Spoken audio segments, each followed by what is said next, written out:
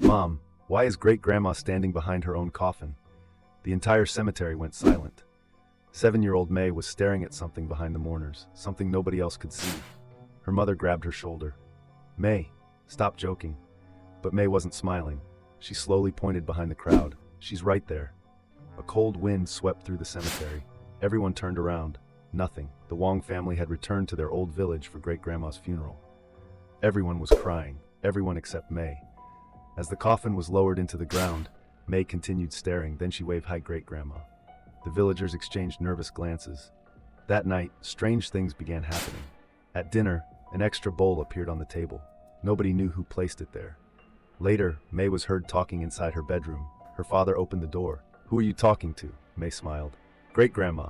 The next morning, a bowl of rice left outside May's room was completely empty. Nobody had touched it. Then May looked at her parents. Her smile faded. "Great-grandma says she's not dead." The room fell silent. Before anyone could answer, May turned toward the staircase, as if someone had called her name. Then she whispered, "She wants us to open her room tonight."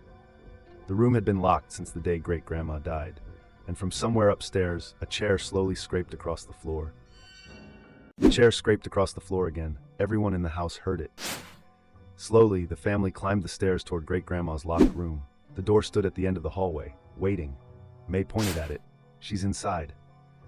Her father unlocked the door. The room creaked open. Dust covered everything. But something was wrong. The bed was warm, as if someone had just gotten up. Then Uncle Jian noticed muddy footprints on the wooden floor. Fresh footprints. Leading to the window. The family rushed outside, but nobody was there. Terrified, they visited the village elder the next day. The old man listened quietly. When he heard great-grandma's name, his face turned pale. "There is something your family was never told. Years ago, great-grandma went deep into the forest during a deadly illness. Everyone believed she would die. Instead, she returned completely healthy. But the villagers noticed something strange. She never seemed to age." The elder opened an old photo album. Inside was a photograph taken over 50 years ago. Standing among the villagers was great-grandma. She looked exactly the same, not a single wrinkle different. Then May suddenly spoke. "Great-grandma says she misses her old home." The elder froze. "Ask her where she is." May tilted her head, listening. Then her eyes widened. "She says she's waiting at her grave." That night, May disappeared. "She says she's waiting at her grave." The elder's face turned white. "Then you need to leave this village tonight." But it was already too late. When the family returned home, May was nowhere to be found. Her bedroom was empty. The front door stood wide open. Then her father noticed something on the floor. A trail of muddy footprints. Small footprints, leading away from the house, straight toward the cemetery.